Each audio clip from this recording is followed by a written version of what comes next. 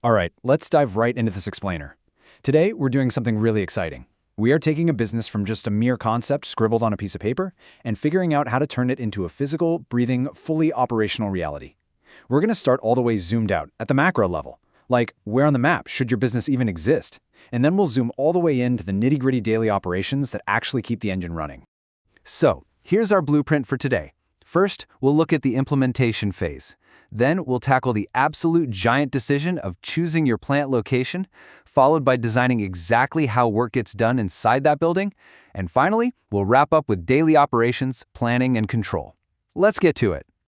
Starting off with Section 1, the implementation phase. Now, the crucial thing here is that after your business plan is completely drafted and evaluated, you hit this implementation phase. This is where theory ends and reality begins, and the stakes, they are incredibly high right out of the gate. Choosing where your business lives is a massive financial investment. I mean, think about it. Unlike tweaking a digital marketing campaign, laying down thousands of square feet of concrete for a factory is pretty much impossible to reverse. But if you do it wisely, with your customers and your company's actual needs in mind, you are going to establish a massive competitive edge over rivals who just kind of guess. Let's define our terms real quick so we're all on the exact same page. Plant location is exactly what it sounds like. It's your choice of region and the exact site on the map where you set up shop. Plant layout, on the other hand, is the internal architecture. It's the physical disposition and arrangement of the facilities and the machines inside that space. And depending on exactly what you're making, that internal layout is going to look vastly different. Like if you group similar machines together, that's called a process layout. If you arrange machines sequentially based on how a product is built, like a classic assembly line, that's a product layout. But sometimes the product is just so massive, like an airplane, that it has to stay in a fixed position. The workers actually swarm around it, bringing the tools and materials to the machine rather than the other way around. Or hey, you might just end up using a hybrid combination of a few of these. All right, moving on to Section 2, choosing your plant location. So how does the surrounding environment dictate where you should actually build? Well, you've got this massive variety of push and pull factors you have to balance. You aren't just looking at where your raw materials are located. You've got to figure out if the local labor pool actually has the right education and adaptability for your specific jobs. You need to look at transport networks, the local political climate, and honestly, even modern absolute necessities like, is the internet access actually stable? It is like a giant high-stakes puzzle. And here's the thing you really have to remember. Your dependency on these factors is completely unique to your industry. You basically have to ask yourself, what is my specific business addicted to? If you're setting up a leather or chemical plant, finding an adequate, super low-cost water supply, that's going to absolutely dominate your location decision. But if you rely on heavy manufacturing machinery, you're going to be laser-focused on finding cheap, consistent power without any grid interruptions. Also, whatever you do, never underestimate the role of government policy. Governments want economic growth, right? So they will often try to lure your business into underdeveloped areas by offering you ready-made factory sheds or heavy subsidies. Or they might offer you some seriously lucrative tax advantages if you agree to build inside designated special economic zones. Definitely keep an eye on that. Which brings us to Section 3, designing the business process.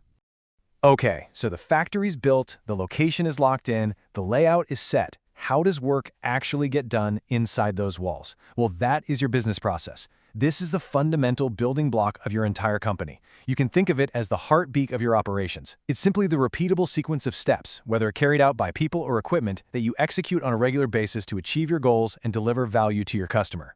To ground this kind of academic concept, let's just picture a simple burger joint. Your business process starts with very clear inputs: buns, onions, tomatoes, raw patties. These flow into a structured process, right? The ingredients are chopped, the patty gets fried, the bun is toasted, and all of that culminates in a single, perfectly defined output, a delicious, consistent burger. So, how do you build this when you're designing your own processes from scratch?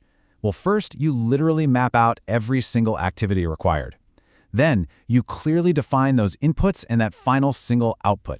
Next, you draw links between these steps so you can actually visually see the flow of work. And finally, this is crucial, you run workshops with your team to pressure test this map and find any gaps or weird bottlenecks in your initial design. Now, why go through all this trouble? Because mapping your business processes gives you this incredibly invaluable bird's-eye view. It cuts down on wasted time, it prevents duplicated work, which happens way more often than you'd think, it drastically reduces human error, and ultimately it just makes your entire organization so much more agile and efficient. Within this whole ecosystem, there are several key elements you'll want to leverage, like modeling, improvement, and re-engineering. But a really huge one today is business process automation. This is a tech-driven strategy where you identify these recurring, manual, kind of tedious tasks, and you replace them with automated systems. It simplifies everything, keeps your costs down, and usually boosts your service quality too. All right, let's move to Section 4, Operations, Planning, and Control. Let's dive into the final piece of the puzzle here. The location is set, the processes are beautifully mapped out. So how do we actually manage the day-to-day engine of this business? We basically split this daily management into two distinct halves. First is operational planning, which is essentially forecasting. You're estimating exactly what needs to be done so your supply perfectly meets customer demand. The second half is operational control. That's the daily act of monitoring your actual performance to make sure you're hitting those estimates and immediately tweaking things if you start to drift off course. As the manager of all this, your ultimate goal is this constant, super delicate balancing act. You have three main guiding principles you've got to live by. You are always trying to achieve maximum production alongside the highest possible quality, all while keeping your costs absolutely as low as possible. Not an easy job for sure. A major daily decision in this balancing act is choosing your actual technique of production. Basically, are you going to use a labor-intensive method where you rely heavily on human workers so you can save on those massive upfront capital costs for machines? Or are you going to flip the script, go capital-intensive, and spend heavily upfront to automate the work, which means you'll require a much smaller human workforce? Whatever technique you choose, your daily management plan is constantly going to be juggling these major thrust areas. You'll be keeping a really close eye on everything from worker skill levels and machinery maintenance to workplace conditions. You have to monitor exactly how smoothly materials are flowing through your inventory, and you have to obsess over cutting material costs while absolutely never letting quality control slip. So, as we wrap up this blueprint, I want you to apply everything we've just covered to your own entrepreneurial ideas. Let me ask you, if you were launching your absolute dream business tomorrow, where exactly on the map would you place it to gain that competitive edge? And once those doors finally opened, what is the exact step-by-step process you'd build inside to guarantee your success? Definitely something to think about. Thanks for joining me on this explainer, and I'll see you next time.